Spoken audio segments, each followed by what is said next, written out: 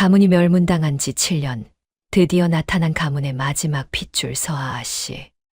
그런데 국문장에 비단옷을 입은 아씨가 무릎을 꿇은 그 순간 정문에서 또 다른 여인이 뛰어들어옵니다.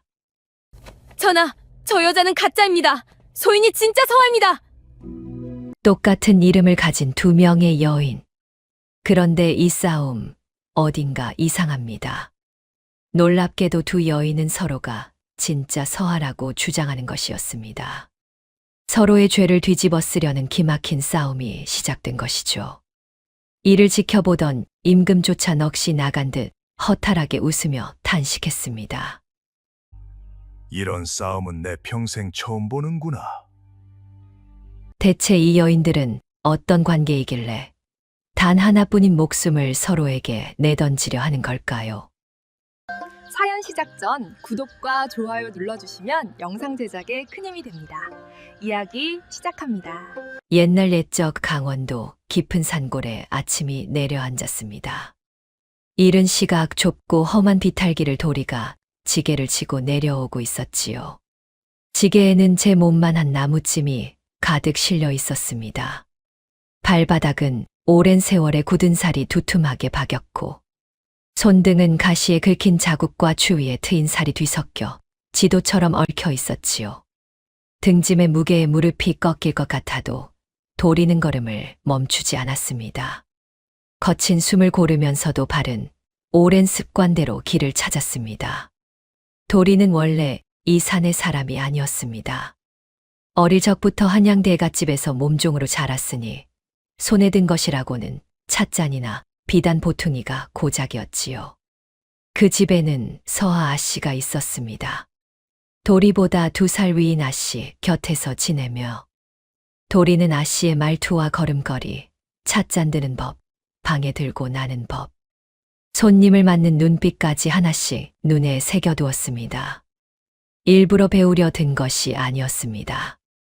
오래 곁에서 보다 보면 자연히 몸에 배게 되는 것들이었지요. 사람이란 가장 오래 바라본 것을 닮아가는 법이었으니까요. 그러나 도리가 16이 되던 해 겨울 모든 것이 끝났습니다.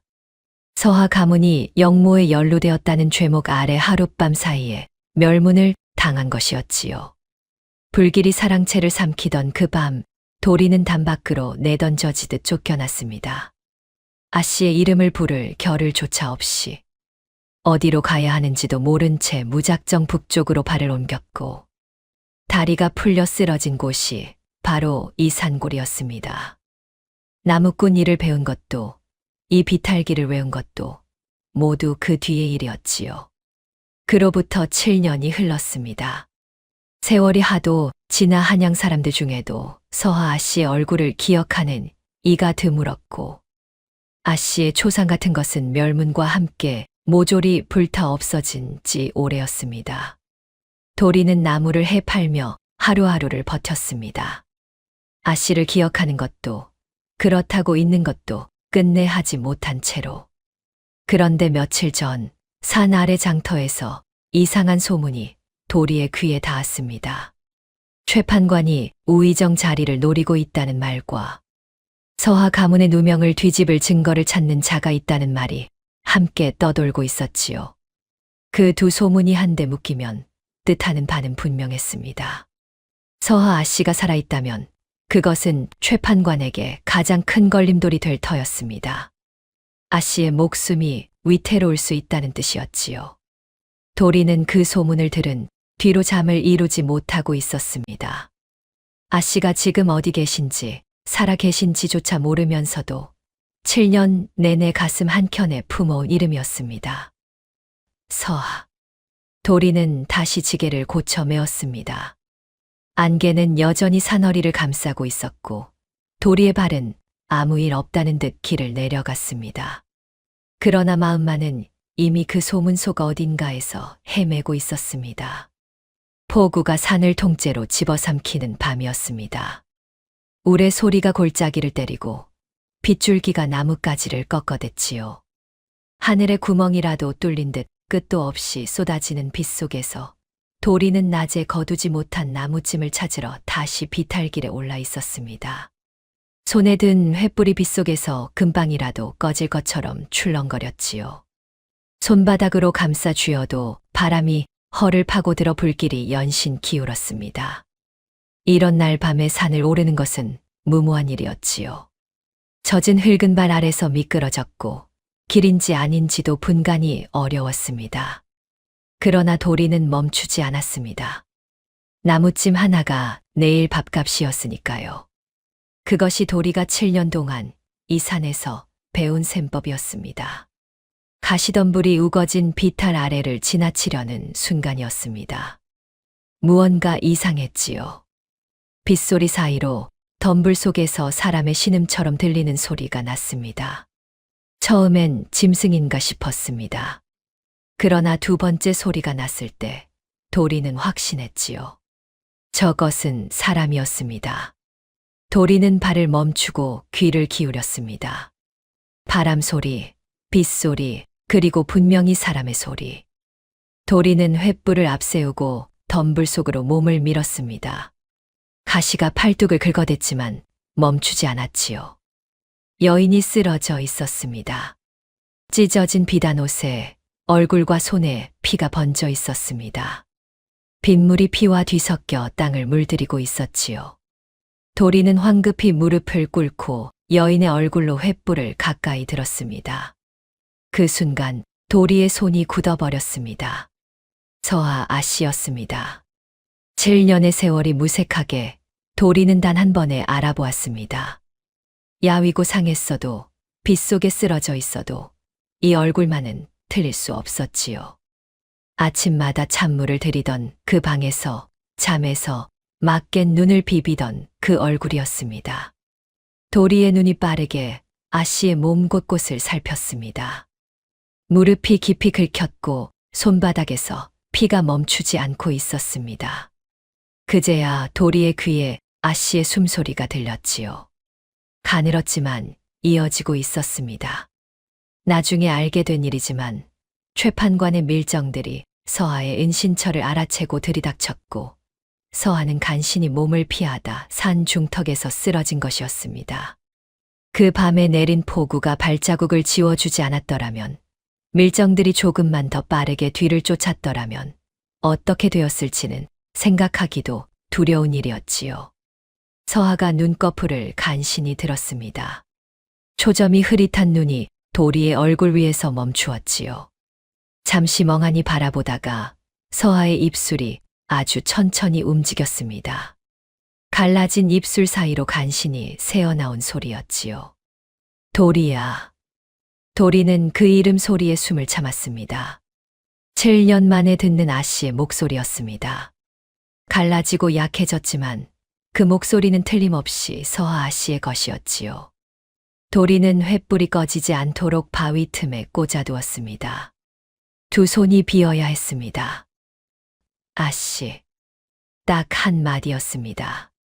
그러나 그 한마디 안에 7년이 고스란히 들어있었습니다. 밀려오는 것들을 다 눌러두고 도리는 아씨를 조심스럽게 등에 업었지요. 빗속에서 두 사람의 숨결이 뒤섞였습니다. 서아의 손이 떨리며 도리의 어깨를 붙잡았습니다. 그 손이 얼마나 차가운지 도리는 등으로 느꼈지요. 그래도 손이 닿아 있다는 것이 좋았습니다. 7년 만에 아씨가 여기 있다는 것이. 도리는 그 손이 놓이지 않도록 어깨를 세우며 비탈길을 내려가기 시작했습니다. 빗소리가 모든 것을 덮어주었지요. 도리가 서아를 데려간 곳은 산 중턱에 숨겨진 비밀 초막이었습니다. 나무꾼 일을 시작하고 얼마 되지 않아 폭우를 피하려고 손수 지은 것이었지요. 억새와 통나무로 엮은 조그만 공간이었지만 비는 막을 수 있었습니다. 안에 들어서면 젖은 집 냄새와 연기 냄새가 뒤섞여 났지요. 도리는 서아를 집 더미 위에 눕히고 상처를 씻기 시작했습니다. 아씨의 손바닥에서 피가 계속 배어나오는 것을 보며 도리는 말없이 저고리 자락을 찢어 동염했습니다. 솜씨가 서툴지 않았지요. 7년 동안 혼자 살며 크고 작은 상처를 제 손으로 다루어온 터였습니다. 판석이 소식을 듣고 초막으로 달려온 것은 그로부터 한식경이 지나서였습니다. 산 중턱에 호라비로 사는 나무꾼으로 도리가 이 산에 발을 붙인 뒤로 줄곧 말없이 곁에 있어 온 사람이었지요. 7년 전 도리가 처음 이 산으로 올라왔을 때부터 판석은 그 마음이 무엇인지 스스로도 이름 붙이지 않은 채 그냥 옆에 있었습니다. 도리가 왜 이 산에 오게 되었는지 묻지도 않았지요. 그냥 함께 나무를 하고 함께 비를 피하고 함께 밥을 먹었을 뿐이었습니다. 판석은 초막 안을 들여다보고는 눈살을 찌푸렸습니다. 도리야, 이건 위험한 짓이다. 관군이 산을 뒤지기 시작했어. 여인네 하나 숨겼다가 같이 잡혀가면 어쩌려고. 도리는 상처 위에 천을 누르는 손을 멈추지 않았습니다. 사람이 사람을 저버리면 짐승과 무엇이 다르냐. 판석은 더 말하지 않았습니다. 대신 초막 입구 쪽에 주저앉아 밖을 살폈지요. 그것이 판석의 방식이었습니다. 말로 동의하는 대신 자리를 지키는 것. 서하는 상처를 닦아주는 도리의 손을 바라보다가 천천히 입을 열었습니다. 오랫동안 혼자 안고 있던 것들이 이제야 나오는 것처럼 목소리가 조금 잠겨 있었지요. 영모는 조작이었습니다. 이 모든 것이 최판관의 손에서 꾸며진 것이었지요. 7년 동안 서하는 증거를 찾으려 했습니다. 그러나 최판관의 손이 워낙 길었고 번번이 앞이 막혔습니다. 아버지의 죽음도 가문의 멸문도 그 모든 것이 한 사람의 욕심에서 비롯된 것임을 알면서도 이를 증명할 방법을 찾지 못한 채 7년을 버텨온 것이었지요. 도리는 말없이 들었습니다. 그 침묵 속에 무엇이 담겨 있는지 서하는 알 것 같았지요. 도리도 그 밤을 기억하고 있을 것이었습니다. 불길과 고함과 무너지는 소리, 그리고 갑자기 어둠 속에 혼자가 된 것. 서하는 그것을 생각할 때마다 도리의 이름이 가장 먼저 떠올랐습니다. 담 밖으로 내던져지듯 사라진 그 작은 등이. 서하는 말을 마치고 품속에서 작은 폐물 하나를 꺼냈습니다. 가문의 문양이 새겨진 놀이개였지요. 멸문당하던 날 밤 불길이 사랑채를 집어삼키던 그 순간에도 가장 먼저 움켜쥐었던 것이었습니다. 어릴 때부터 목에 걸고 다니던 물건이었지요. 아버지가 직접 달아주시던 날의 온기가 아직도 남아있는 것만 같았습니다. 도리는 그 놀이개를 한참 바라보았습니다. 손을 내밀어 만지지는 않았지요. 다만 조용히 고개를 끄덕였습니다. 아씨가 무엇을 지키며 7년을 버텼는지 말하지 않아도 알 것 같았습니다. 초막 안의 빗소리가 조금씩 잦아들었지요. 좁고 어두운 공간이었지만 오래 떨어져 있던 두 사람 사이로 무언가가 조심스럽게 채워지고 있었습니다. 이튿날 새벽부터 산에 관군이 들었습니다. 개 짖는 소리가 멀리서 울리더니 이내 가까워졌고 골짜기 사이로 횃불이 여럿 움직이기 시작했지요. 최판관이 밀정들을 다 그쳐 포위망을 좁혀오고 있었습니다. 서하의 은신처가 발각되었다면 이미 누군가의 입이 열린 것이었지요. 어느 방향에서 오든 산을 샅샅이 뒤지는 관군들이 이 초막에 당도하는 것은 시간 문제였습니다. 도리는 서하를 초막 안쪽 집단 더미 깊숙이 밀어 넣었습니다. 짚을 두툼하게 끌어당겨 덮고 나서야 바깥으로 나왔지요. 마당처럼 쓰는 평평한 바위 위에 서서 도끼를 들고 아무렇지도 않게 장작을 패기 시작했습니다. 땀이 이마에 맺히기도 전에 관군 셋이 나타났습니다. 이 산에 도망친 여인니가 있다는 말 못 들었느냐? 도리는 도끼를 잠깐 멈추고 관군들을 올려다보았습니다. 눈 하나 깜짝하지 않았지요. 이 산에 귀한 아씨가 어디 있다고요? 나 같은 것도 없어서 쓸쓸한 산인데. 그러고는 다시 도끼를 들었습니다. 장작이 쩍 갈라지는 소리가 산속에 울렸지요. 관군들은 초막 안을 대충 둘러보고는 별 의심 없이 발길을 돌렸습니다. 그러나 도리는 방심하지 않았습니다.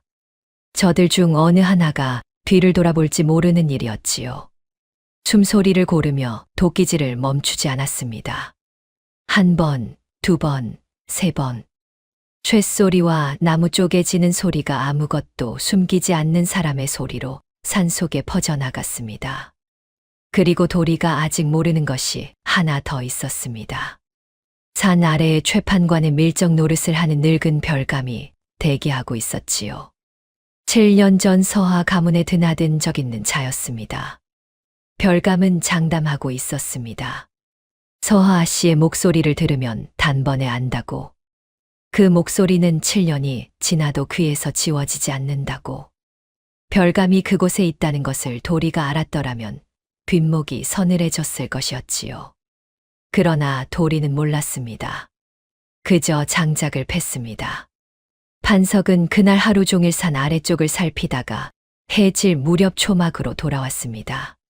얼굴이 어두웠지요. 남쪽 길목에도 막아섰어. 북쪽도 마찬가지고. 지금 나가면 바로 걸린다. 서하가 집단 더미에서 나오며 도리의 얼굴을 보았습니다. 도리는 대답 없이 마른 나뭇가지를 화롯불에 얹었지요. 불이 다시 살아났습니다. 연기가 얇게 피어오르다 초막 틈새로 빠져나갔습니다. 세 사람은 불을 가운데 두고 둘러앉았지요. 아무도 먼저 말하지 않았습니다. 포위망은 날이 갈수록 좁혀지고 있었고 시간이 없다는 것은 세 사람 모두 알고 있었습니다. 다만 그것을 먼저 입 밖으로 꺼내는 사람이 없었지요. 불빛이 세 사람의 얼굴 위에서 조용히 흔들렸습니다. 도리의 눈 속에서 무언가가 천천히 굳어가고 있다는 것을 판석은 알아챘습니다. 그러나 묻지 않았지요. 판석은 원래 그런 사람이었습니다. 먼저 입을 연 것은 도리였습니다. 아씨, 옷을 바꿔 입읍시다. 서하가 고개를 들었습니다. 도리는 서하를 똑바로 바라보며 말을 이었지요. 소인이 아씨 말투는 세상 누구보다 잘합니다. 걸음걸이도 찻잔 드는 법도 손님 맞는 눈빛도. 7년 전 소인이 몸에 익힌 것들이 이렇게 쓰일 줄은 몰랐지만 그거 하나는 자신 있습니다. 도리의 목소리는 흔들리지 않았습니다. 이미 몇 날을 혼자 되뇌어온 말이었지요. 서하가 손을 들어 도리의 말을 막았습니다. 그 손이 떨리고 있었습니다. 도리야, 어찌 내 목숨을 내게 주려 하느냐. 이것은 비단옷이 아니라 내 수의가 될 것이다. 도리는 서하가 잡으려는 손을 빼지 않았습니다.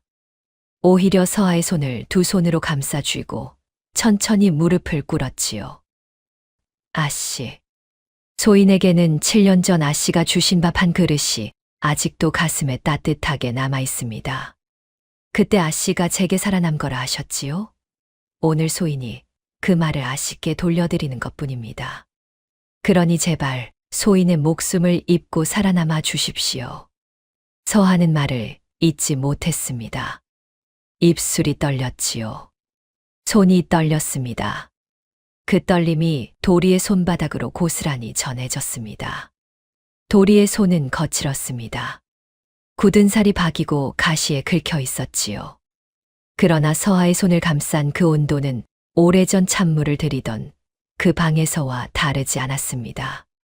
도리가 조용히 덧붙였습니다. 울지 마십시오. 아씨가 울면 소인도 무서워집니다. 서하의 눈에서 눈물이 한 줄기 흘렀습니다. 닦지 않았습니다. 닦을 수 없었지요. 판석은 그 광경을 바깥에서 바라보다가 조용히 몸을 돌렸습니다. 자리를 피해준 것이었지요. 두 사람 사이에 있어서는 안 될 것 같은 느낌이 들었습니다. 그냥 바깥에 서서 밤하늘을 올려다보았지요. 별이 없었습니다. 구름이 가득했습니다. 한참 뒤 서하가 떨리는 손으로 비단고름을 풀기 시작했습니다. 도리도 누더기 저고리의 끈을 풀었지요. 두 사람은 아무 말도 하지 않았습니다. 서로의 옷을 건네는 그 짧은 순간이 어떤 말보다 무거웠습니다. 비단옷을 받아든 도리의 손이 잠깐 멈추었습니다. 이 옷을 입으면 자신은 서하 아씨가 되는 것이었지요. 그리고 서아 씨는 지금 최판관의 사냥개들에게 쫓기고 있었습니다. 그러나 도리는 멈춘 손을 다시 움직였습니다. 이미 결심은 서 있었지요. 옷을 다 입고 난 뒤 두 사람은 잠시 서로를 바라보았습니다. 서아는 도리가 된 도리를 보았고 도리는 나무꾼이 된 서아를 보았지요. 모르는 사람이 보았다면 어느 쪽이 어느 쪽인지 분간하기 어려웠을 것이었습니다. 서아가 마지막으로 말했습니다. 목소리가 낮았지요. 도리야, 살아서 돌아와야 한다. 도리가 고개를 끄덕였습니다. 아씨도요. 그 말과 함께 서아가 말없이 도리의 손 위에 놀이개를 올려놓았습니다. 가문의 폐물이었지요. 도리는 그것을 꼭 쥐었습니다. 손바닥 안에서 놀이개가 차갑게 느껴지다가 조금씩 체온을 얻어 따뜻해졌습니다. 초막 안에 불씨만이 조용히 타고 있었습니다. 이튿날 이른 아침 도리는 비단옷을 입고 초막을 나섰습니다. 서하의 걸음걸이로 서하의 눈빛으로 발걸음을 옮기면서도 속으로는 7년 전 아씨의 모습을 하나하나 끌어올렸지요. 턱을 살짝 들고 어깨를 고르게 펴고 발끝이 땅에 닿기 직전 잠깐 머뭇거리는 그 특유의 걸음. 도리는 한 걸음씩 그것을 되살렸습니다. 숨을 고를 때도 시선을 두는 방향도 아씨라면 어디를 보았을지를 생각하며 내딛었지요. 무서웠습니다. 발끝부터 올라오는 두려움이 있었습니다. 그러나 도리는 그것을 안으로 꽉 눌러두었지요. 서하 아씨는 무서워도 눈빛을 흔들리게 하지 않는 사람이었습니다. 도리는 그것을 기억하고 있었습니다. 관군들이 먼저 도리를 발견한 것은 소나무 군락을 벗어나는 순간이었습니다. 5명이었지요. 일제히 손을 칼 쪽으로 가져가며 발을 멈추었습니다. 도리도 멈추었지요. 도망치지 않았습니다. 오히려 관군들을 향해 천천히 걸음을 옮겼습니다. 서하 아씨라면 그렇게 했을 것이었지요. 관군들이 눈을 가늘게 떴습니다. 한 명이 앞으로 나섰지요. 여인네, 네가 누구냐? 도리가 대답했습니다. 목소리를 낮추고 끝을 살짝 올리며 그러나 흔들리지 않게. 서하요. 딱 2글자였습니다. 그러나 그 2글자가 공기를 가르는 방식이 달랐지요. 관군들이 서로를 훑었습니다. 아씨의 초상은 불타 없어진 지 오래였고 7년의 세월이 흘렀으니 기댈 것은 옷과 말투뿐이었습니다. 도리의 말투는 흠잡을 데 없었고 비단옷에는 흙 한 점 묻어있지 않았지요. 걸음거리는 발바닥이 땅에 닿기도 전에 물러날 것 같은 사람의 것이었습니다. 그때 관군들 뒤에서 늙은 별감이 앞으로 나왔습니다. 등이 굽고 눈꼬리가 처진 자였지만 눈빛만은 날카로웠지요. 별감이 낮게 말했습니다. 물건을 보여주시오. 도리는 별감의 눈을 똑바로 바라보며 품으로 손을 넣었습니다. 손끝이 닿는 순간 놀이개가 쥐어졌지요. 서하가 떠나기 직전 말없이 손에 쥐어준 바로 그것이었습니다. 도리는 그것을 꺼내 별감 앞에 내밀었지요. 손이 떨리지 않았습니다. 떨리면 안 되었습니다. 별감이 놀이개를 들어 살폈습니다. 가문의 문양을 1번, 2번 확인했지요. 그리고 천천히 고개를 끄덕였습니다. 맞소. 관군들이 일제히 도리에게로 다가들었습니다. 포박이 손목에 감겼지요. 차가운 삼끈이었습니다. 도리는 저항하지 않았지요. 그것이 처음부터 의도한 바였으니까요. 소나무 숲 너머 나무꾼 차림의 서하가 그 광경을 바라보고 있었습니다. 도리의 손목에 포박이 감기는 순간 서하는 그 자리에 힘없이 무릎을 꿇었지요. 소리도 없이. 무릎 아래 땅이 젖어드는 것도 느끼지 못한 채로. 눈물이 났지만 소리를 내지 않았습니다. 소리를 내면 들킬 것이었지요. 서하는 이를 악물고 소리를 삼켰습니다. 도리의 옷을 입고 산속에 남은 서한은 처음 며칠을 판석의 초막에서 버텼습니다. 판석은 길게 말하는 사람이 아니었지요. 필요한 것만 짧게 알려주고 나머지는 서하가 직접 부딪히도록 내버려 두었습니다. 그것이 이 산에서 살아남는 방식이라고 판석은 알고 있었지요. 누군가 대신 해주면 결국 혼자 서지 못하게 되는 것이었습니다. 첫날 서하는 나무를 해보려 했습니다. 도끼를 두 손으로 들어 올리는 것까지는 됐지요. 그러나 내리치는 순간 도끼가 비틀리면서 통나무 끄트머리를 스치고 땅에 박혔습니다. 다시 들어 올리는 순간 손바닥이 미끄러졌지요. 충격이 그대로 손목으로 올라왔습니다. 서하는 그 자리에 도끼를 내려놓고 손바닥을 들여다보았습니다. 이미 물집이 잡혀 있었지요. 판석이 옆에서 보고 있다가 말없이 다가왔습니다. 도끼 쥐는 자리를 잡아주었지요. 내리치는 방향, 힘을 모으는 방식, 손목이 꺾이지 않도록 팔꿈치를 쓰는 법. 한 번 보여주고 다시 서하에게 넘겨주었습니다. 이번엔 통나무에 맞기는 했지요. 그러나 도끼가 박혀버렸고 빼내다가 손바닥이 또 쓸렸습니다. 판석은 다시 잡아주지 않았습니다. 서하가 스스로 빼내기를 기다렸지요. 이튿날이었습니다. 서하가 쉬지 않고 도끼를 내리치다가 결국 두 무릎을 짚으며 멈추었지요. 숨이 거칠었고 땀이 이마를 적셨습니다. 한양 대갓집 바깥 세상이 이렇게 무거운 것인지 서하는 그날 처음으로 몸으로 배웠지요. 이튿날 저녁이었습니다. 서하가 통나무 앞에서 도끼를 고쳐 잡고 있을 때 판석이 불쑥 말했습니다. 도리는 처음에 손바닥이 다 까졌습니다. 그래도 울지 않았습니다. 말을 꺼내고 나서 판석 자신도 잠깐 굳은 것 같았습니다.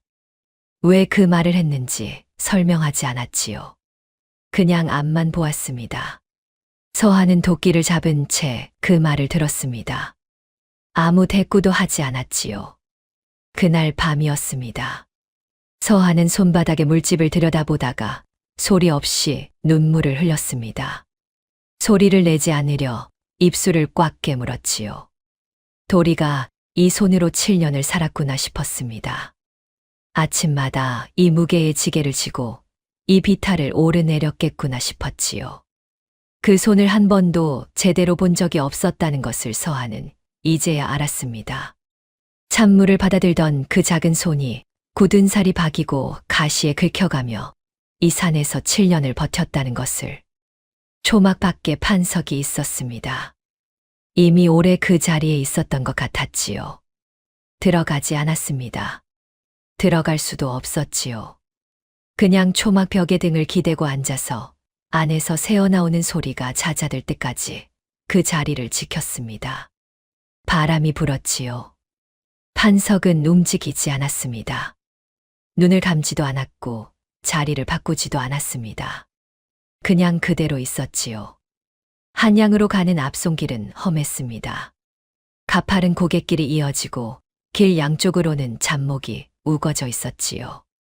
도리는 포박된 손목을 가슴 앞에 모은 채 앞서 걷는 관군의 뒤를 따랐습니다. 발바닥이 이 길에 익숙한 것이 그나마 다행이었지요. 비단옷이 이슬에 젖기 시작했지만 도리는 신경 쓰지 않았습니다. 지금 마음을 써야 할 것은 따로 있었습니다. 서하 아씨라면 어떻게 걸을 것인가? 서하 아씨라면 어떤 표정을 지을 것인가?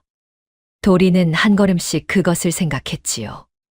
포박을 당한 채 끌려가는 상황에서도 아씨라면 어깨를 꺾지 않을 것이었습니다. 도리는 어깨를 폈습니다. 무관 이준이 처음 등장한 것은 첫 번째 고갯마루에서였습니다. 선발대로 앞서 길을 확인하고 내려오는 참이었지요. 키가 크고 어깨가 반듯한 사람이었습니다. 눈빛이 날카로웠지만 그 날카로움이 차갑기보다는 고요한 쪽에 가까웠지요. 한 번 본 것은 잊지 않을 것 같은 눈이었습니다. 이주는 도리 앞을 지나치다가 발을 멈추었습니다.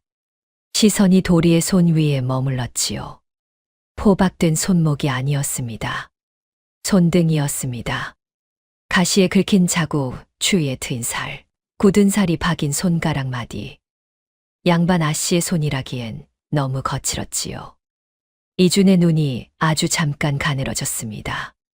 이준은 무관으로 10년을 살았습니다. 눈에 담은 것을 잊지 않는 것이 이준의 오랜 습관이었지요. 손을 보면 그 사람이 어떤 삶을 살았는지 짐작할 수 있었습니다. 저 손은 나무를 패고 지게를 진 손이었습니다. 비단옷이 제 아무리 잘 어울려도 손이 거짓말을 하지 않았지요. 그러나 이주는 곧 스스로를 다잡았습니다. 짐작만으로 죄를 판단할 수는 없는 일이었습니다.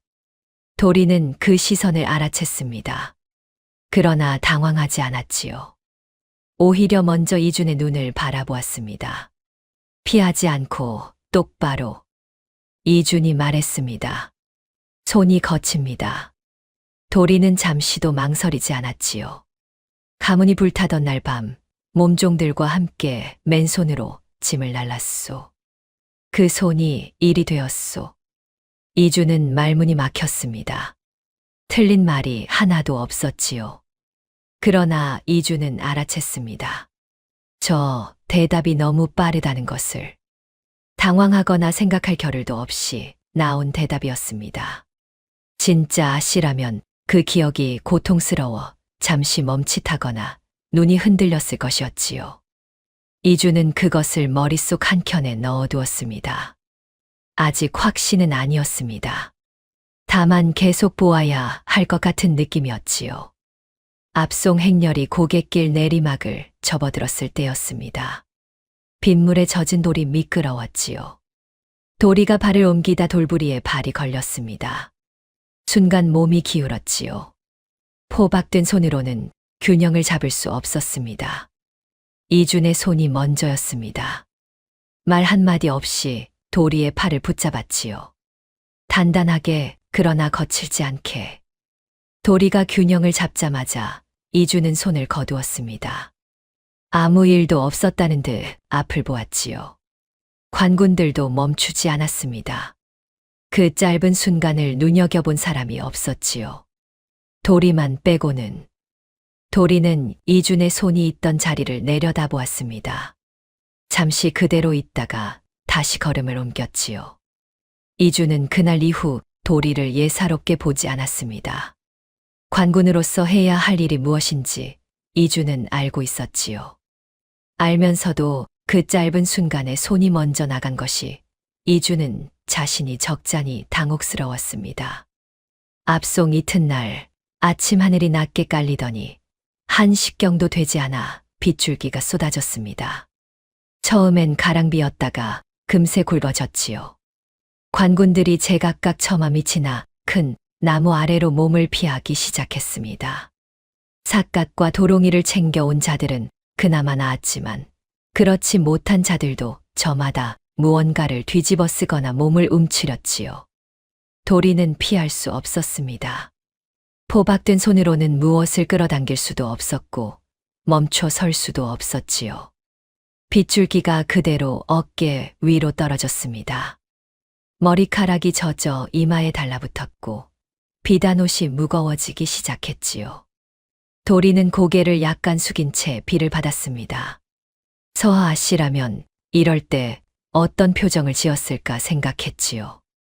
아마 조용히 비를 맞았을 것이었습니다. 구차하게 비를 피하려 고개를 흔들거나 어깨를 움츠리지는 않았을 것이었지요. 이주는 행렬 옆에 서서 그 모습을 한동안 바라보았습니다. 특별한 표정이 없었지요. 속으로는 여러 생각이 교차하고 있었습니다. 이 사람이 진짜 서하 씨든 아니든 지금 포박된 채 비를 맞고 있다는 사실은 같았습니다. 무관으로서 죄인에게 편의를 봐주는 것은 이치에 맞지 않는 일이었지요. 그러나 이준의 손은 이미 도롱이를 벗고 있었습니다. 생각이 결론을 내리기 전에 몸이 먼저 움직인 것이었지요. 이준은 아무 말 없이 도리에게로 걸어가 도롱이를 던졌습니다. 툭 하고 도리의 어깨 위에 떨어졌지요. 관군들이 눈을 동그랗게 뜨고 이준을 바라보았습니다. 이준이 퉁명스럽게 말했지요. 국문도 받기 전에 병나면 내 책임이다. 관군들이 더 말하지 않았습니다. 이유가 틀리지 않았으니까요. 도리는 도롱이를 추슬러 어깨에 걸쳤습니다. 이준을 올려다보았지요. 이준은 이미 시선을 딴 데로 돌린 뒤였습니다. 빗속에 서서 어딘가 먼 곳을 바라보고 있었지요. 도롱이도 없이 도리가 조용히 말했습니다. 날이 비 맞습니다. 이준이 짧게 받아쳤습니다. 알고 있소. 그 뒤로 두 사람은 한마디도 더 주고받지 않았습니다. 빗소리가 두 사람 사이를 채웠지요. 이준은 도롱이를 찾으러 오지 않았습니다. 빗줄기가 이준의 어깨를 적시고 소매를 적시고 등을 적셨지만 이준은 자리를 옮기지 않았지요. 이준은 속으로 스스로에게 물었습니다. 왜 도롱이를 준 것인가? 국문을 받기 전에 병나면 안 되기 때문이라고 했지만 그것이 전부인가? 솔직히 말하면 그것이 전부가 아니었지요. 저 사람이 비를 맞는 것이 마음에 걸렸습니다. 그것뿐이었지요. 이유를 더 붙이면 거짓이 되는 것 같았습니다. 행렬이 다시 움직이기 시작했을 때 도리는 도롱이를 벗어 이준에게 돌려주려 했습니다. 이준이 짧게 말했지요. 그냥 두시오. 더 이상의 설명은 없었습니다. 도리는 도롱이를 다시 걸쳤지요. 한참을 걷다가 도리는 도롱이 안쪽에 아직 이준의 체온이 남아있다는 것을 알아챘습니다. 말은 하지 않았습니다. 그냥 걸었지요. 한양의금 부옥은 차고 어두웠습니다. 창이라고는 쇠창살이 가로지른 작은 구멍이 전부였는데 그마저도 높이 달려있어 날씨를 짐작하기도 어려웠지요. 도리는 돌벽에 등을 기대고 무릎을 세웠습니다. 땅이 차가웠지만 바닥에 닿은 것들은 이미 감각이 없었습니다. 이것도 버틸 수 있었지요. 산에서 혹한을 보낸 몸이었습니다. 밤이 깊어질 무렵 발소리가 들렸습니다. 야간 순찰과는 박자가 달랐지요. 멈추는 자리도 달랐습니다. 도리가 고개를 들었을 때 창살 너머에 이준이 서 있었지요. 이준이 낮게 물었습니다. 당신 진짜 서하시오. 도리는 대답하지 않았습니다. 잠시 이준의 얼굴을 바라보다가 반문했지요. 무관나리는 진짜 무엇을 묻고 싶으신 거요? 이준이 입을 닫았습니다. 그 질문에 바로 대답할 말이 없었지요. 자신이 무엇을 묻고 싶은 건지를 이준 자신도 정확히 알지 못했습니다. 진짜냐 가짜냐를 확인하고 싶은 것인지 아니면 다른 무언가를 묻고 싶은 것인지. 창살 앞에 서는 것 자체가 이미 무관으로서의 자신을 벗어나는 일이었는데 이준은 그것을 알면서도 왔습니다. 이준이 다시 물었습니다. 무섭지 않소? 도리가 잠시 생각했지요. 창살 너머 달빛이 길게 들어오고 있었습니다. 무섭습니다. 근데요, 날이. 무서운 것이랑 못하는 것은 다릅니다. 이준은 그 말을 듣고 한동안 아무 말이 없었지요. 사실 이준은 앞송길에서부터 이미 짐작하고 있었습니다.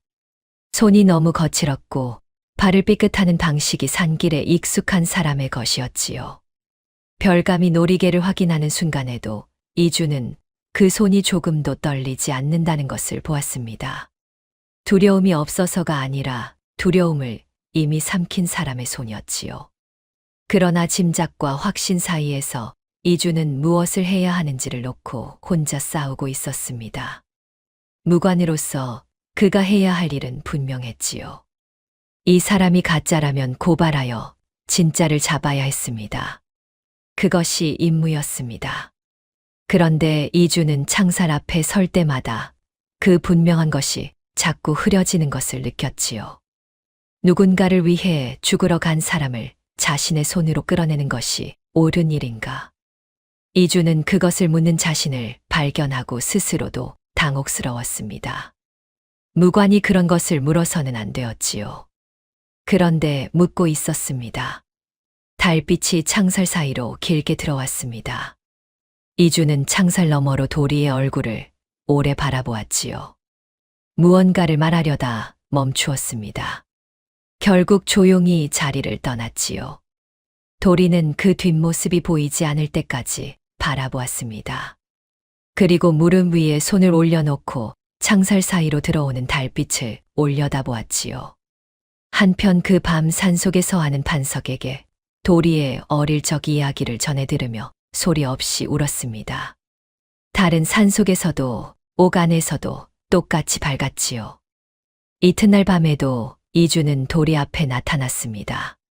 이번엔 순찰을 핑계로 삼지도 않았지요. 그는 말없이 창살 옆에 주저앉더니 소매 안에서 떡 한 덩이를 꺼내 창살 틈으로 밀어 넣었습니다. 도리가 눈을 동그랗게 뜨자 이준이 퉁명스럽게 말했지요. 옥중 밥이 형편없소. 병이라도 나면 국문도 못 받소. 도리가 피식 웃었습니다. 나리, 그 말이 걱정이요? 아니면 변명이요? 이준이 잠시 굳었다가 고개를 돌려버렸습니다. 도리는 떡을 손에 쥔 채 조용히 말했지요. 고맙습니다, 나리. 이준은 대답하지 않았습니다. 다만 자리를 뜨지도 않았지요. 창살의 등을 기댄 채 무릎을 세우고 앉았습니다. 머릿속엔 내내 같은 생각이 맴돌았습니다. 이 여자는 가짜의 것입니다. 진짜가 살아있고 이 여자는 그 진짜를 대신해 죽으러 온 것입니다. 고발하면 됩니다. 그것이 자신의 임무였지요. 그런데 이주는 어느 순간부터 그 생각이 들 때마다 지금처럼 떡 한 덩이를 내미는 자신의 손을 내려다보게 되었습니다. 이 손이 무엇을 원하는지는 이미 결정이 난 것 같았지요. 그것을 인정하는 일만이 남아 있었습니다. 그러나 인정하고 나면 어떻게 해야 하는가? 무관으로 살아온 10년의 무게가 그 다음 걸음을 붙잡았습니다. 도리는 떡을 조금씩 떼어 먹으면서 이준의 옆모습을 보았습니다. 창살 너머로 보이는 얼굴이었지만 그 윤곽이 달빛 아래서 꽤 또렷했지요. 며칠째 제대로 쉬지 못한 사람의 얼굴이었습니다. 눈 아래가 거무스름하고 턱선이 팽팽하게 당겨져 있었지요. 무언가를 계속 붙들고 있는 사람처럼. 두 사람은 한동안 창살을 사이에 두고 아무 말 없이 같은 달을 바라보았습니다. 옥 안의 다른 죄수들은 이미 잠들어 있었고 먼 곳에서 순찰 발소리가 이따금 들렸다가 사라졌지요. 얼마나 시간이 흘렀을까? 도리가 슬쩍 옆을 보았을 때 이준이 창살의 등을 기댄 채 스르르 잠이 들어 있었습니다. 턱이 조금 내려앉고 어깨에서 힘이 빠진 모습이었지요. 방어하던 것들이 다 내려간 얼굴이었습니다. 무관 이준이 아니라 그냥 지친 사람의 얼굴이었지요. 도리는 그 잠든 얼굴을 한참 바라보았습니다. 깨우지 않았지요. 이 사람이 며칠째 제대로 눈을 붙이지 못했다는 것을 알 것 같았습니다. 도리를 붙잡아 온 사람이고 고발하면 끝인 사람이고 그러면서도 떡을 밀어넣고 도롱이를 던지는 사람이었지요. 무엇이 이 사람을 이 창살 옆에 앉혀놓는지 도리는 알 것도 같고 모를 것도 같았습니다. 창살의 그림자가 두 사람의 얼굴 위로 나란히 누웠습니다. 이주는 동이틀 무렵에야 눈을 떴습니다. 자신이 잠들었다는 것을 깨닫고는 잠깐 도리를 보았지요. 도리는 벽에 기댄 채 눈을 감고 있었습니다. 이주는 아무 말 없이 자리에서 일어났지요. 발소리를 죽이며 걸어가다가 한 번 뒤를 돌아보았습니다. 도리는 눈을 뜨지 않았지요. 이준이 복도 모퉁이를 돌아 사라졌습니다. 도리가 그제야 눈을 떴습니다. 그가 떠난 자리를 한참 바라보다가 조용히 시선을 거두었지요. 마음 한편에 무언가 따뜻한 것이 앉아 있었습니다. 이름을 붙이지 않기로 했습니다. 지금은 그럴 때가 아니었지요. 최판관이 일금부 당상관을 불러 압박한 것은 압송이 마무리된 지 사흘째 되는 날이었습니다. 국문 날짜를 더 이상 미룰 수 없다는 것이었지요. 당상관은 그 자리에서 고개를 조아릴 수밖에 없었습니다. 최 판관의 손이 의금부 깊숙한 곳까지 뻗어 있다는 것은 이미 공공연한 사실이었으니까요. 날짜가 잡혔습니다. 닷새 뒤였지요. 소문은 빠르게 퍼졌습니다. 의금부 담장 안에서 시작된 말이 그날 저녁에는 이미 장터에 돌고 있었지요. 마을의 나무를 팔러 내려갔던 판석이 그 소식을 들은 것은 해가 뉘엿뉘엿 넘어가는 무렵이었습니다. 나무찜을 팔지도 못한 채 판석은 산을 오르기 시작했지요. 밤새 걸었습니다. 다리가 풀려도 멈추지 않았지요. 이 소식이 하루라도 늦게 닿으면 서아가 결단을 내릴 시간이 그만큼 줄어드는 것이었으니까요. 서아는 판석에게서 소식을 전해 듣고 그날 밤 잠을 이루지 못했습니다. 불씨를 바라보며 앉아 있었지요. 닷새 안에 무언가를 해야 했습니다. 그러나 무엇을 어떻게 해야 하는지가 보이지 않았지요. 도리가 국문장에 서게 되면 정체가 드러나든 드러나지 않든 결과는 같았습니다. 서하로 판정이 나면 처벌을 받는 것이고 가짜로 드러나면 그것대로 벌을 받는 것이었지요. 어느 쪽이든 도리는 위험했습니다. 서하는 아버지의 상소 초고를 꺼내 들었습니다. 7년 동안 품 안에서 달고 다니며 모서리가 다 해진 종이었지요. 그러나 그 안의 글씨만은 선명했습니다. 아버지가 마지막까지 임금께 올리려 하셨던 것. 두 분만이 아는 내용이 담겨 있어 다른 어느 곳에서도 나올 수 없는 것이었지요. 이것이 있습니다. 서하는 천천히 생각을 굳혀가고 있었습니다. 이준도 같은 밤 잠을 이루지 못하기는 마찬가지였습니다. 그는 자신의 방에 홀로 앉아 앞송길부터 지금까지 보고 들은 것들을 하나씩 되짚었지요. 손이 거칠었습니다. 발을 삐끗하는 방식이 산길에 익숙한 사람의 것이었지요. 창살 앞에서 무섭다고 하면서도 못하는 것은 다르다고 했습니다. 도롱이 안에서 비를 맞으며 걷던 걸음이 흔들리지 않았지요. 이 여자는 누군가를 위해 죽으러 가고 있습니다. 그리고 그 누군가는 살아 있습니다. 이주는 그것을 알면서도 지금껏 고발하지 않았고 자신도 그 이유를 정확히 설명할 수 없었지요. 무관으로 10년을 살아오면서 이런 적이 없었습니다. 해야 할 일이 분명한데 하지 않는 것. 이것이 올바른 일인가, 그릇된 일인가. 이주는 그 경계를 지금 자신이 넘고 있다는 것을 알았습니다. 그러나 멈추지 않기로 했습니다. 이주는 벼루의 먹을 갈기 시작했지요. 손이 떨렸습니다. 이 상소 한 장이 자신의 목을 날릴 수도 있다는 것을 모르지 않았지요. 그럼에도 붓을 멈추지 않았습니다. 수십 일에 걸쳐 은밀히 모아온 것들이 있었습니다. 최 판관의 신복들이 서하 가문에 드나든 흔적, 영모 조작의 정황들, 밀정이 사용한 서찰의 흔적. 한 장 한 장 순서를 고쳐 정리하며 날이 밝도록 붓을 놓지 않았지요. 판석이 서하에게 말했습니다. 지금 도망쳐야 합니다. 닷새 안에 이 산을 벗어나야 해요. 서하는 대답하지 않았지요. 불씨를 바라보는 눈에 무언가가 굳어지고 있었습니다. 판석은 그 눈을 보고 더 이상 말하지 않았지요. 오래 사람을 지켜본 자만이 알 수 있는 것이 있었습니다. 저 눈은 도망칠 눈이 아니었습니다. 국문이 가까워질수록 도리는 오히려 담대해졌습니다. 처음 옥에 갇혔을 때는 잠을 이루기 어려웠지요. 차가운 바닥, 비좁은 공간, 언제 끝날지 모르는 기다림이 사람을 갉아먹는다는 것을 도리는 몸으로 배웠습니다. 그러나 사흘이 지나고 나흘이 지나면서 도리의 안에서 무언가가 달라졌지요. 무서운 것이 사라진 것이 아니었습니다. 무서운 것과 함께 앉는 법을 익힌 것이었습니다. 도리는 옥 안에서 함께 갇힌 죄수들에게 말을 걸기 시작했습니다. 처음엔 상대가 경계했지요. 비단 옷을 입은 여인이 옥 안에 있다는 것 자체가 이상한 일이었으니까요.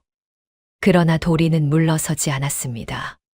밥이 적게 돌아온 노인에게 자신의 것을 덜어주었고 추위에 떠는 아이에게 저고리 겉감을 벗어 덮어주었지요.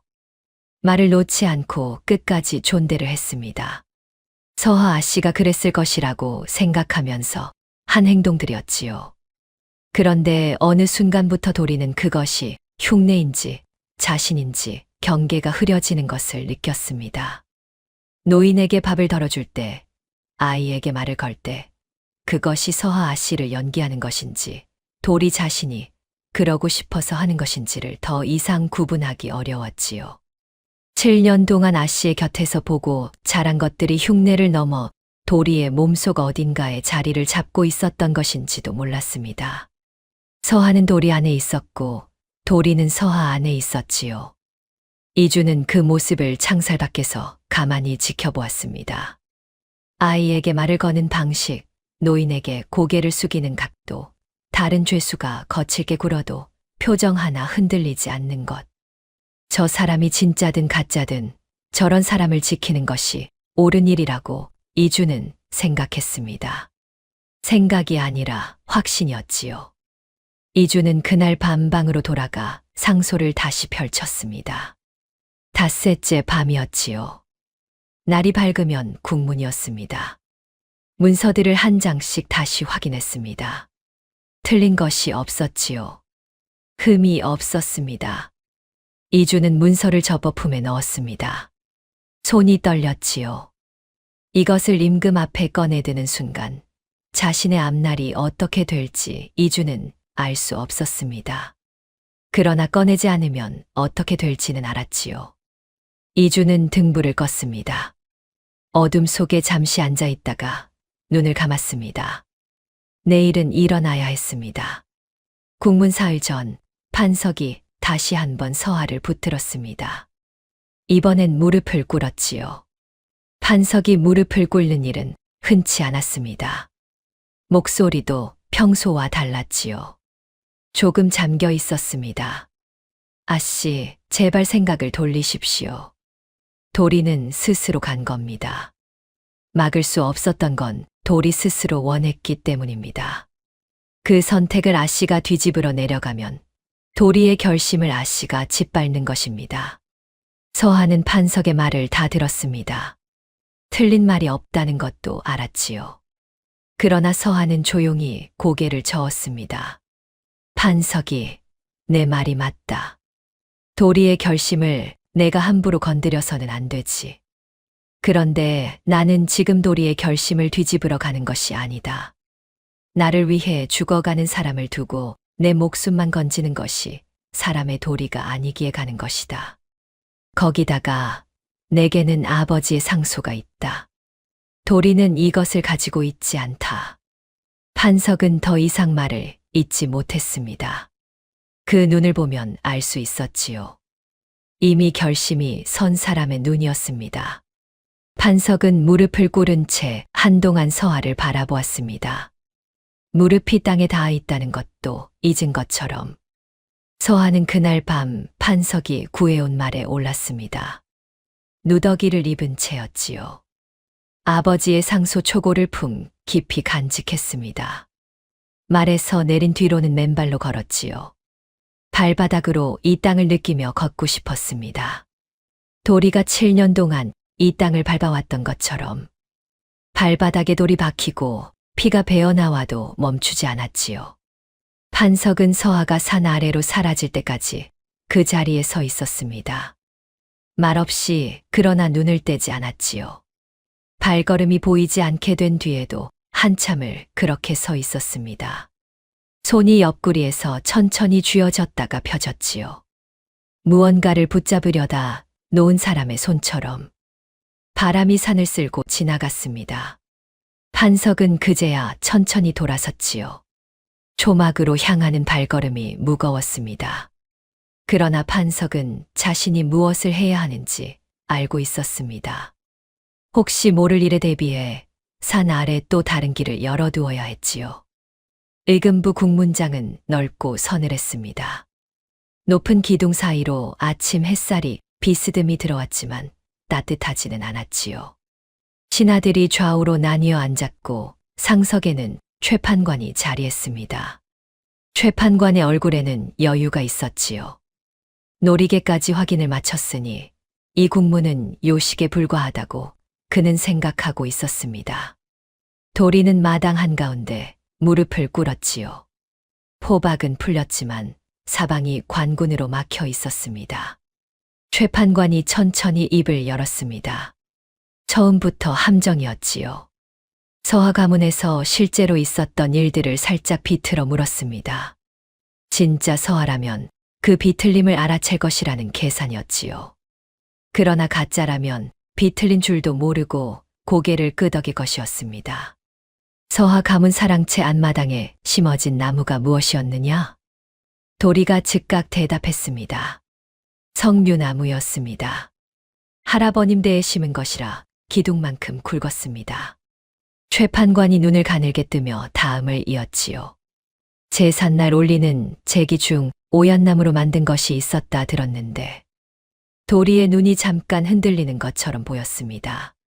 그러나 그것은 흔들린 것이 아니라 생각하는 것이었지요. 도리는 속으로 재빠르게 되뇌었습니다. 사당, 제기. 서하 아씨가 어릴 적 제삿날마다 아버지 곁에서 본 것들. 도리도 그 제삿날이면 부엌 쪽에서 제기를 닦곤 했습니다. 손에 잡히던 그 무게, 그 색깔. 박달나무였습니다. 판관날이 그 제기는 오얏나무가 아니라 박달나무였습니다. 제 어미가 직접 고른 것이니 틀릴 리 없습니다. 도리의 목소리는 낮고 또렷했지요. 오얏나무 제기는 사당에 없었습니다. 다른 가문과 혼동하신 것 아닙니까? 국문장이 잠깐 술렁였습니다. 최판관의 얼굴에 처음으로 균열이 생겼지요. 최판관이 다음 질문을 이었습니다. 이번엔 더 세밀했지요. 특정 날짜의 사건, 가문 어른들의 이름, 사랑채 기둥의 생김새까지 물었습니다. 도리는 막히지 않았습니다. 7년 동안 몸에 새겨온 것들이 하나씩 튀어나왔지요. 기둥의 옹이 위치, 제삿날 쓰는 그릇의 이름, 아씨 방에서 바라보이던 담장의 키. 하나하나 대답이 나올 때마다 최판관의 미간이 조금씩 좁아졌습니다. 그러다 최판관이 나를 세운 질문을 던졌습니다. 이번엔 다른 종류였지요. 사실 여부를 확인하는 것이 아니라 감정을 건드리는 질문이었습니다. 가문이 멸문당하던 날 밤 가장 먼저 죽은 이가 누구였느냐? 국문장이 고요해졌습니다. 모두가 도리의 얼굴을 보았지요. 이 질문은 사실을 아는지를 묻는 것이 아니었습니다. 그 기억이 이 사람의 것인지를 묻는 것이었지요. 진짜라면 그 밤의 기억에 무너져야 했습니다. 가짜라면 무너지는 척을 해야 했지요. 도리는 눈을 감았습니다. 그 밤의 기억이 떠올랐습니다. 불길, 고함, 무너지는 소리. 그러나 도리가 기억하는 것은 따로 있었지요. 담 밖으로 내던져지기 직전 누군가 도리의 등을 밀었습니다. 작고 거친 손이었지요. 그 손이 누구의 것이었는지를 도리는 그때는 몰랐습니다. 지금은 알았지요. 도리의 눈에서 눈물 한 줄기가 흘렀습니다. 닿지 않았지요. 사당 쪽에 계시던 큰아버지께서 먼저 쓰러지셨습니다. 목소리가 낮았지만 흔들리지 않았습니다. 눈물이 흐르면서도 목소리는 곧았지요. 최판관은 그것을 보고 오히려 당혹스러웠습니다. 울면서도 흔들리지 않는 눈. 저것은 연기가 아니었지요. 최판관이 마지막으로 물었습니다. 목소리가 처음보다 낮아져 있었지요. 가문이 멸문당하던 날 밤, 네가 맨 마지막으로 손에 쥔 것이 무엇이었느냐? 도리는 잠시 눈을 감았습니다. 그 밤이 다시 지나갔지요. 불길 속에서 담 밖으로 밀려나면서 그 순간 손에 쥐어진 것. 놀이개였습니다. 그러나 도리가 쥔 것은 놀이개가 아니었지요. 도리가 손에 쥔 것은 서하가 떠나기 직전 건네준 그것이었습니다. 도리의 눈이 천천히 열렸지요. 놀이개였습니다. 목에 걸고 다니던 가문의 놀이개.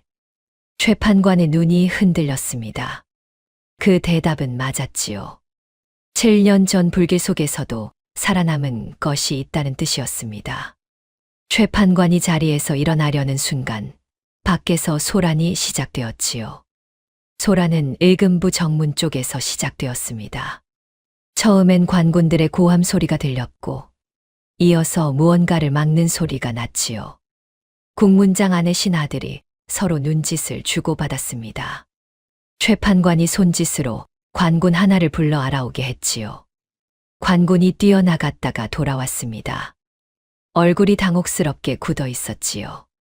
누더기를 입은 여인 하나가 정문 앞에서 석고대죄를 하고 있습니다. 자신이 진짜 서하라고. 최판관이 자리에서 벌떡 일어났습니다. 놀이개까지 확인이 끝난 마당에 나타난 또 다른 서하. 이것이 무슨 수작인지는 몰라도 지금 당장 싹을 잘라야 했지요. 저 미친 여인을 당장 끌어내라. 그러나 그 명이 떨어지기 직전이었습니다. 임금이 손을 들었지요. 조용하고 단호한 동작이었습니다. 국문장 전체가 굳었지요. 임금이 낮게 말했습니다. 들어오게 하라. 잠시 뒤 서하가 국문장 안으로 들어섰습니다. 누더기를 입었고 맨발이었으며 발바닥에서 피가 굳어 있었지요. 머리카락이 헝클어지고 얼굴에 먼지가 앉아 있었습니다. 그러나 걸음걸이가 흔들리지 않았지요. 국문장 한가운데까지 걸어 들어와 무릎을 꿇었습니다. 고개를 들었습니다. 눈이 임금을 향했지요. 도리가 그 얼굴을 보는 순간 숨이 멎었습니다. 아씨였습니다. 오지 말라 했는데 왔지요. 서하가 떨리는 손으로 품을 열었습니다.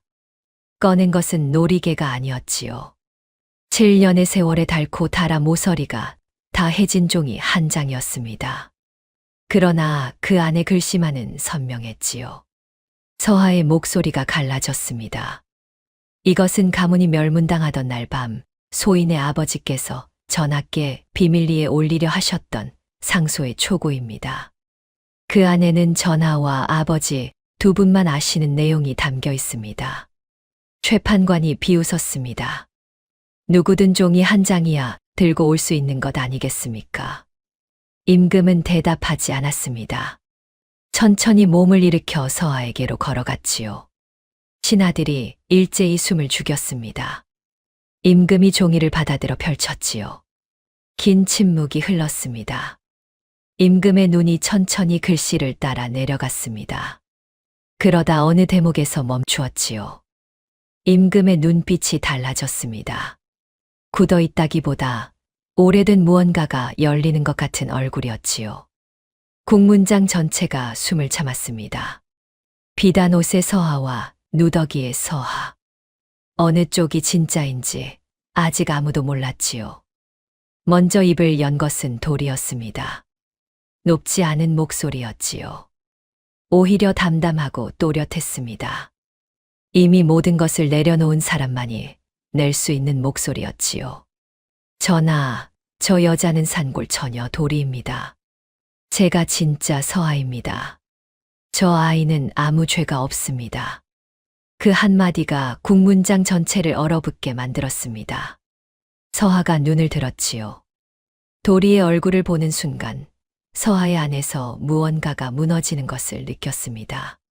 저 아이는 지금 이 순간에도 자신을 살리려 하고 있었지요. 국문장까지 와서도 여기서도 끝까지 서하가 울부짖었습니다. 목소리가 갈라지고 떨렸지요. 전하, 이 아이는 소인을 살리려고 죽으러 간 것입니다. 소인이 진짜 서하입니다. 이 아이의 죄는 소인의 죄입니다.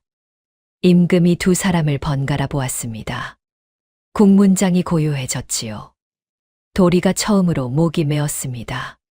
담담하던 목소리에 금이 갔지요. 아씨, 오지 말라 하였습니다. 서하가 흐느끼며 받아쳤습니다. 네가 혼자 가는데 내가 어찌 가만히 있느냐. 도리가 눈물을 참으며 말했지요. 소인은 괜찮다 하였습니다. 서하가 울면서 받아쳤습니다. 괜찮지 않은 것을 내가 모를 줄 알았느냐. 두 사람의 말이 서로를 향해 가는 것이 아니었습니다. 서로를 향해 가면서도 서로를 가로막고 있었지요. 살리겠다는 마음이 살리겠다는 마음과 부딪히고 있었습니다. 국문장이 완전히 멎었습니다. 신하도 관군도 최판관조차 입을 닫았지요. 이런 광경은 누구도 본 적이 없었습니다. 서로 죄인이라 우기고 서로를 살려달라 매달리는 두 여인. 이기려는 싸움이 아니라 지려는 싸움이었지요. 한 사람이라도 더 살아남으라는 싸움이었습니다. 도리가 목이 완전히 잠긴 채로 말했습니다. 아씨가 살아야 아버님 누명이 풀립니다. 소인 같은 것 하나 없어져도 세상은 돌아갑니다. 서하가 고개를 저으며 받아쳤지요. 도리야, 네가 없으면 내게는 세상이 없다. 그 말이 국문장 안 어딘가에 깊이 박혔습니다. 신하 하나가 고개를 숙였고 또 다른 신하가 손으로 눈가를 짚었지요. 도리가 입술을 한 번 깨물었습니다. 그리고 조용히 말했지요. 아씨, 소인이 이 자리에 온 것은 소인 혼자의 선택이었습니다. 아씨가 소인을 거두어준 세월이 있었기에 소인이 이만큼 자랐습니다. 그것으로 소인은 충분합니다. 서하의 눈물이 뚝 그쳤습니다. 그 말이 너무 또렷하게 들렸지요. 서하는 한참 도리를 바라보다가 천천히 고개를 돌렸습니다. 임금을 바라보았지요. 눈물이 아직 볼 위에 남아 있었지만 목소리는 갈라지지 않았습니다. 전하, 소인의 아버지께서 마지막까지 지키려 하셨던 것이 있습니다. 그것을 이제 전하께 올립니다. 임금이 오래 침묵했습니다. 그리고 천천히 서하에게로 걸어갔지요. 국문장 전체가 들을 수 없는 오직 서하에게만 닿는 목소리로 물었습니다. 서하가 대답했지요. 임금이 눈을 감았습니다. 긴 침묵이 흘렀습니다. 임금이 돌아서며 조용히 말했습니다. 이런 싸움은 내 평생 처음 보는구나. 바로 그때 이준이 자리에서 일어났습니다. 수십 일에 걸쳐 모아온 문서들을 두 손으로 받쳐 들고 임금 앞에 무릎을 꿇었지요. 전하, 소인이 올린 상소와 함께 이것을 살펴주시옵소서. 최판관의 신복들이 서하 가문에 드나든 흔적과 영모 조작의 정황을 하나하나 정리한 것이옵니다. 최판관의 얼굴이 창백해졌습니다. 이준의 물증과 서하의 상소 초고가 맞닿는 순간이었지요. 7년 동안 촘촘히 쌓아올린 거짓의 탑이 소리도 없이 무너지기 시작했습니다. 최판관은 그 자리에서 포박되었지요. 관군들이 양팔을 붙잡아 끌어냈습니다. 끌려나가는 순간까지 최판관은 입을 열지 않았지요. 그 창백한 얼굴 위로 국문장의 햇빛이 차갑게 내려앉았습니다. 이준은 자리로 돌아오지 못했습니다. 무릎을 꿇은 채 고개를 숙이고 있었지요. 눈이 뜨거워졌기 때문이었습니다. 무관이 국문장에서 눈물을 보이는 것은 있을 수 없는 일이었지요. 그래서 이준은 고개를 들지 않았습니다. 땅바닥만 보았지요. 최판관이 끌려나간 뒤 국문장은 잠시 정막에 잠겼습니다. 누구도 먼저 움직이지 않았지요. 임금이 천천히 자리로 돌아가 앉고 나서야 신하들이 하나둘 숨을 내쉬었습니다. 도리의 증언이 시작된 것은 그 직후였지요. 차분하고 낮은 목소리였습니다. 흔들리지 않았지요. 몸종으로서 직접 보고 들은 것들을 하나씩 풀어놓았습니다. 최판관의 신복이 처음 가문에 드나들기 시작한 것이 몇 해 전 봄이었고 그 자가 서재에 드나들던 날 아버님의 얼굴이 유독 굳어 있었다는 것. 멸문 이틀 전 밤 사랑채에서 나오는 낯선 사내의 뒷모습을 담장 그늘에 숨어 보았다는 것. 그 사내가 소매 안에 무언가를 감추고 있었다는 것. 이준의 문서들이 하나씩 펼쳐지며 도리의 말과 맞물렸습니다. 서찰이 오간 날짜, 신복이 가문에 드나든 기록, 영모 고변이 접수된 날과 최판관이 한 달 전부터 은밀히 움직이기 시작한 정황이 차례로 드러났지요. 퍼즐 조각들이 하나씩 제자리를 찾아가듯 전모가 눈앞에 펼쳐졌습니다. 서하의 상소초고가 다시 펼쳐진 순간 국문장이 한 번 더 조용해졌습니다. 임금의 눈이 글씨 위를 천천히 따라 내려갔지요. 임금만이 알 수 있는 내용이 그 안에 있었습니다. 아버님이 살아계실 때 단 한 번 단둘이 아뢰었던 것, 그것이 고스란히 적혀 있었지요.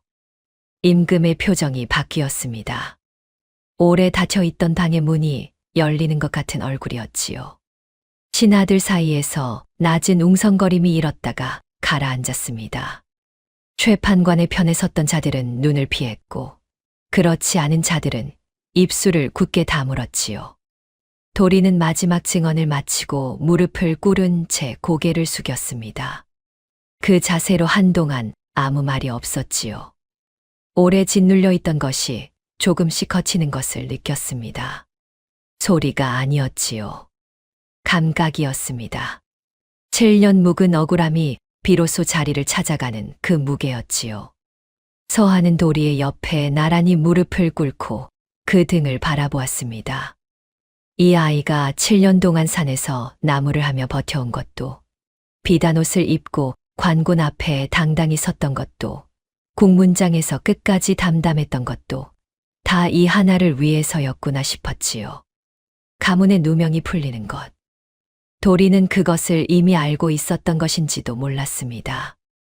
알면서도 자신이 살아남을 것을 기대하지 않았던 것이지요. 이주는 무릎을 꿇은 채 고개를 든 뒤 도리를 바라보았습니다.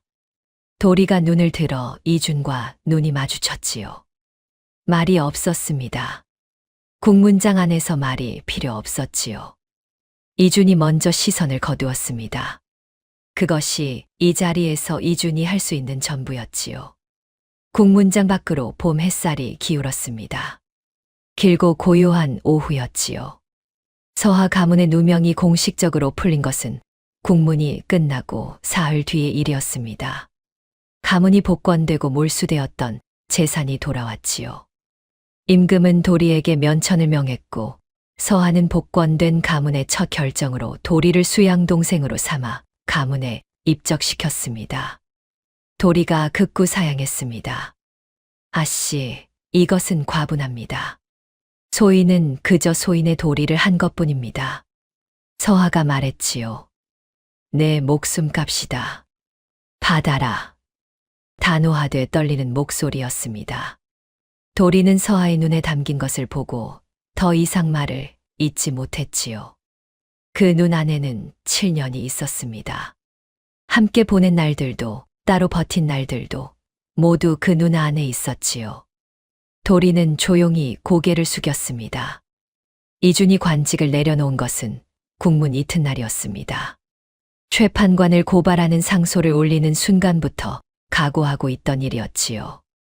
임금은 만류했지만 이주는 뜻을 거두지 않았습니다. 무관으로서 임무를 어긴 것은 사실이었지요. 그 자리를 그냥 차고 앉아 있는 것이 이주는 스스로 견딜 수 없었습니다. 국문장을 나서는 도리의 뒤를 이준이 조용히 따랐습니다. 가깝지도 않고 멀지도 않은 간격이었지요.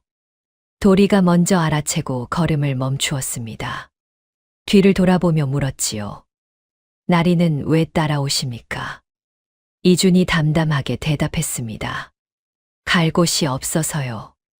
도리가 이준의 얼굴을 잠시 보았습니다. 관복을 입고 있었지만 어딘가 가벼워 보였지요. 무거운 것 하나를 내려놓은 사람의 얼굴이었습니다. 도리가 천천히 물었지요. 갈 곳이 없으면 어디로 가실 작정이요? 이준이 잠깐 도리를 바라보았습니다. 당신이 가는 곳으로요. 도리가 먼저 시선을 피했습니다. 귀끝이 살짝 굵어지는 것을 이준은 못 본 척했지요. 도리가 다시 걸었습니다. 이준도 같은 간격으로 뒤를 따랐지요. 그 광경을 저 멀리 골목 어귀에서 바라보는 사람이 있었습니다. 판석이었지요. 산에서 내려온 지 얼마 되지 않은 차림이었습니다.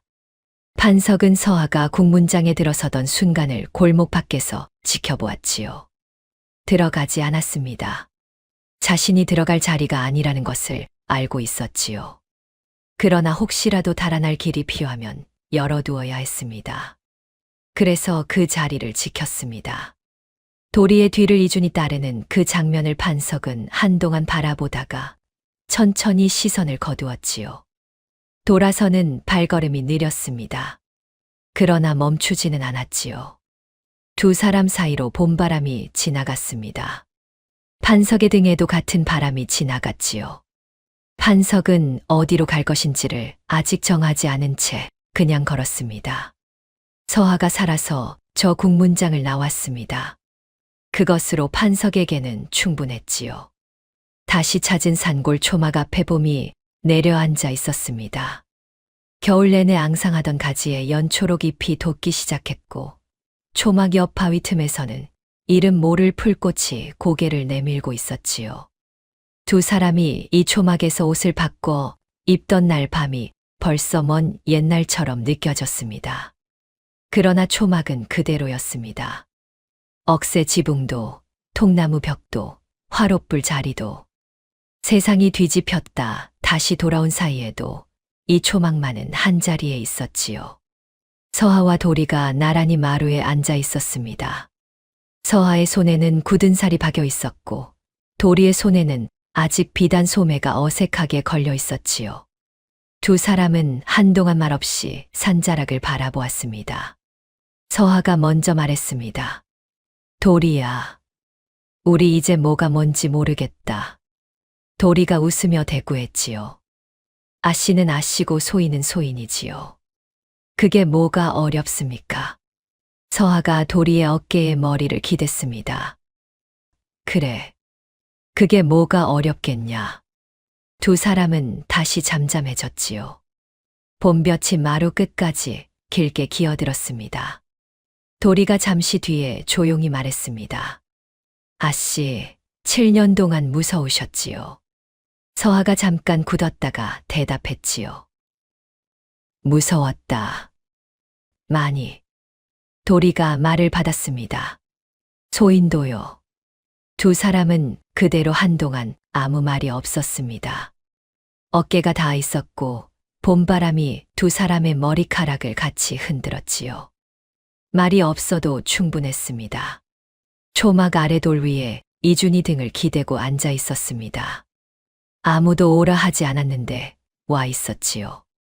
관복이 아니라 수수한 차림이었고 무릎 위에 두 손을 얹고 하늘을 올려다보고 있었습니다. 관직을 내려놓은 사람의 얼굴이었지만 무거워 보이지는 않았지요. 오히려 오랫동안 지고 있던 것을 내려놓은 사람의 얼굴이었습니다. 도리가 내려다보며 물었습니다. 나리, 거기서 뭐 하십니까? 이준이 하늘을 보며 대답했지요. 쉬고 있소.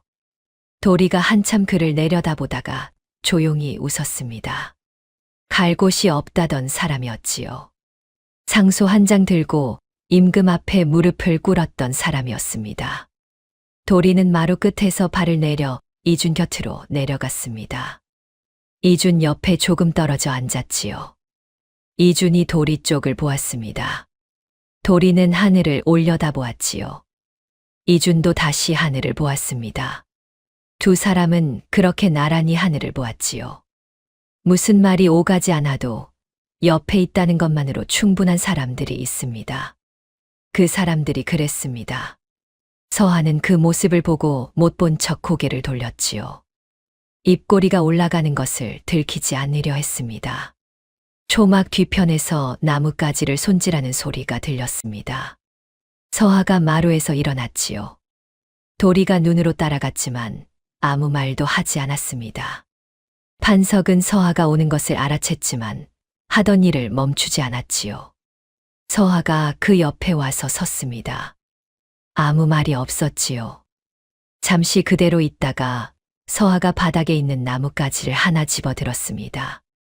판석이 하는 대로 손질하려 했지요. 방향이 틀렸습니다. 판석이 말없이 서하의 손을 잡아 방향을 바로잡아 주었습니다. 그러고는 손을 거두었지요. 서하는 그 손이 있던 자리를 잠깐 내려다보았다가 다시 나뭇가지를 손질하기 시작했지요. 두 사람은 그렇게 나란히 앉아 아무 말 없이 같은 일을 했습니다. 마루 쪽에서 도리의 웃음소리가 들렸습니다. 이준이 무언가를 말했고 도리가 또 웃었지요. 서하가 그 소리를 들으며 조용히 입꼬리를 올렸습니다. 판석은 손을 멈추지 않았지요. 그러나 서하가 웃는 것을 보았습니다. 7년 동안 이 산에서 도리가 웃지 않은 날들을 판석은 알고 있었습니다. 지금 저 마루에서 웃고 있는 것이 도리라는 것도 알았지요. 그것으로 충분한 것처럼 판석은 나뭇가지를 계속 손질했습니다. 봄 햇살이 초막 위로 고르게 내려앉았습니다.